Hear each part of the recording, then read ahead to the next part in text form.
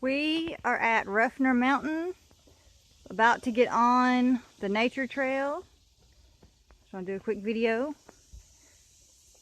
I hiked this one for, I don't know how long. This is one of the first places I would come out to nature trails to do.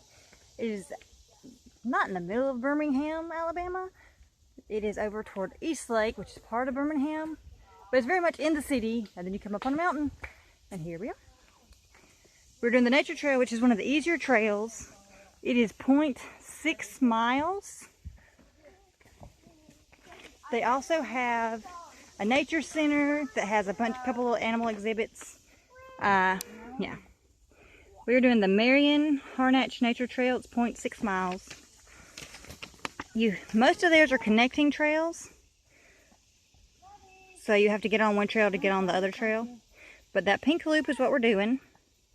And I will show you some of the highlights as we get to them. Can you say hi, Lovey? No. Lovey doesn't want to cooperate today. But here we go. There are several little plaques telling about different types of plants, different types of rocks, and different developments out here. They used to do a lot of coal mining, iron ore mining, just tons of mining. So some of these trails have different, not leftovers, relics, fossils, and things like that from the mines. One has something called the Crusher, which is really neat. But we're not taking that trail today. But I'll show you some of the neat stuff. There's a sidewalk where they were going to have a housing development. There's just random sidewalk in the woods. I'll show it to you when we get there too. Here's a big sinkhole. It's pretty safe to get off the trails a bit, but it is recommended to stay on them here. Here's a bunch of rocks. I don't know why. I love the big rocks. Elevie kind of keeps me toward the end of the group. So my other heathens have already ran ahead. We'll get to them eventually. They pretty much know this trail. It's a loop, so it's not that bad for them to get away from me here. Here's some more information. Here's a good place to stop if you want to see some about the Birmingham coal mining and the different types of red dirt we have.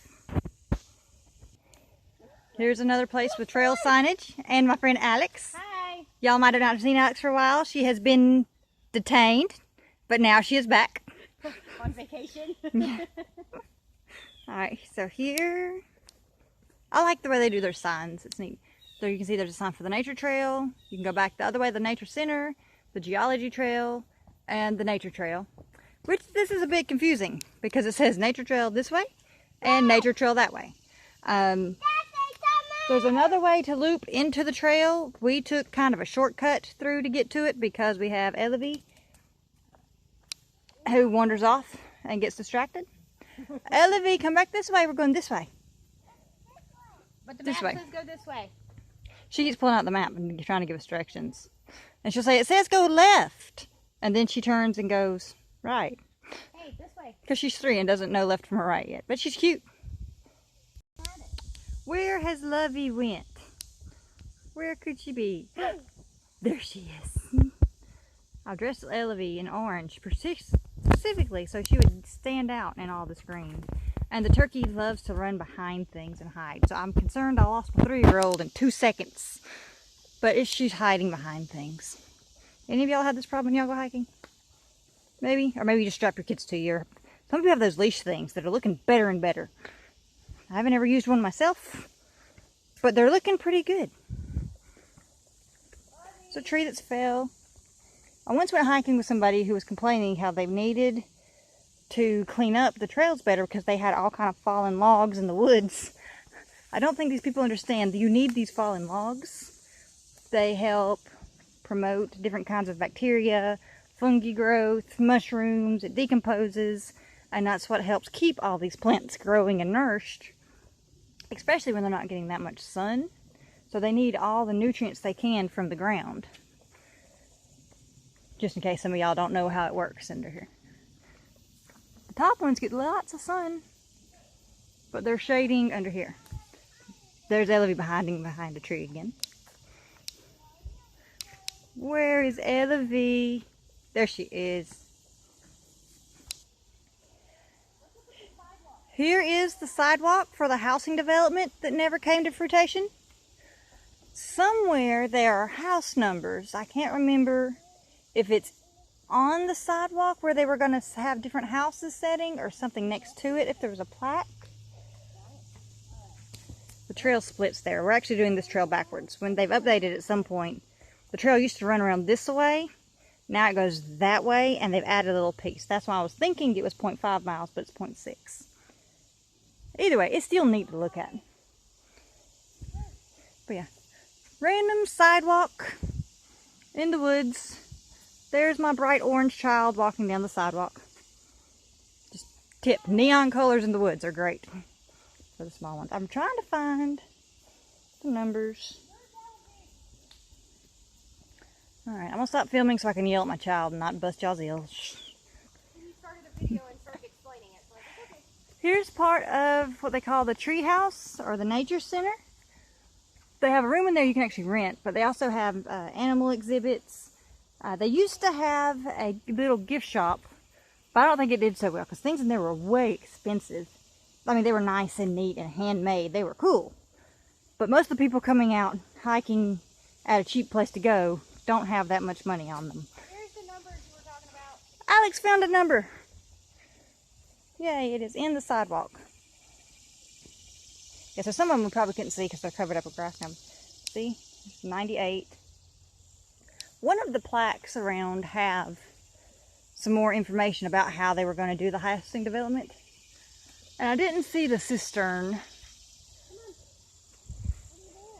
There's a cistern they use for water. Because like I said, this was like they did coal mining and things. I think Elvie is mad we're almost at the end of the trail.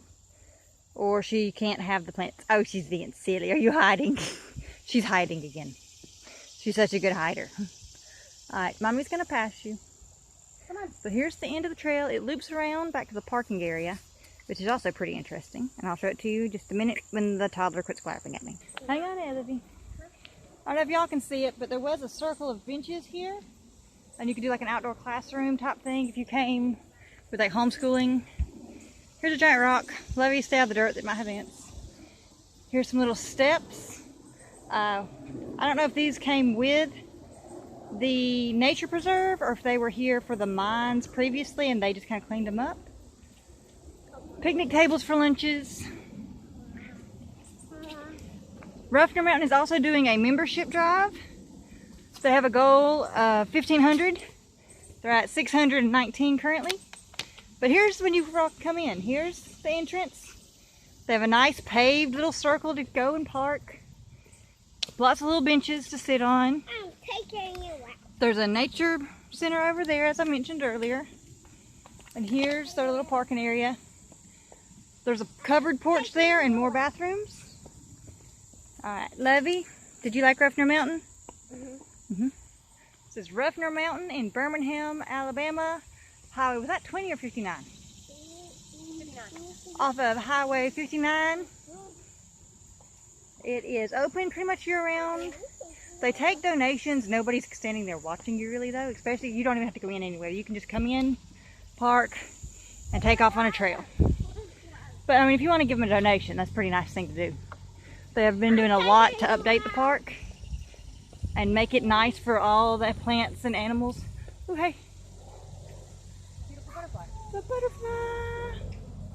Yeah, all kind of neat stuff going on here. Elvie, get out of the road. It's right here. Well, he flew away. He's right there. No, we can't get it. But yeah, all kind of neat things for the children to do, look at, run around. Check it out. If you get a chance, if you're in this area. And not sure what else to add there. But bye.